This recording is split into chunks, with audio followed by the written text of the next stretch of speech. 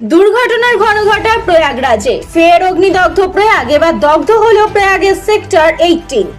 19 জানুয়ারি gas cylinder ফেটে প্রথমবার আগুন লাগে প্রয়াগে, পুড়ে ছাই হয় 25টি তাঁবু।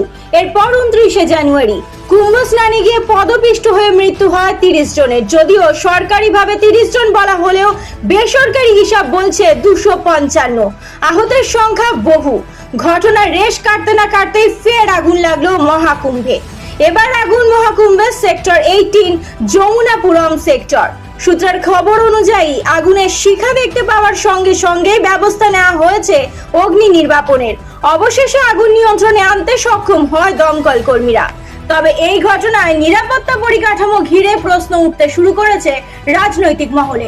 যোগী রাজ্যে মহাকুম্ভের আয়োজন, অথচ প্রশাসনিকভাবে মানুষের নিরাপত্তা সুনিশ্চিত করতে ব্যর্থ উত্তরপ্রদেশ সরকার।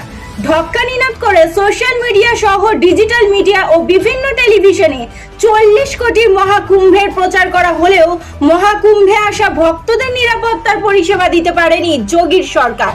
এক কথায় বলা ভালো, উত্তরপ্রদেশ সরকার এবং মহাকুম্ভ মেলা কমিটি কোনো শিক্ষাই নেয়নি পূর্বের ঘটনাগুলো থেকে, যার ফলে 7ই ফেব্রুয়ারি শুক্রবার আবারও অগ্নিকাণ্ড ঘটল প্রয়াগরাজে। পুণ্য লাভের আশায় প্রয়াগের মহাকুম্ভের কুম্ভ স্নানে গিয়ে এভাবেই বারবার দুর্ঘটনার সাক্ষী হতে হচ্ছে সাধারণ মানুষ ও ভক্তদের।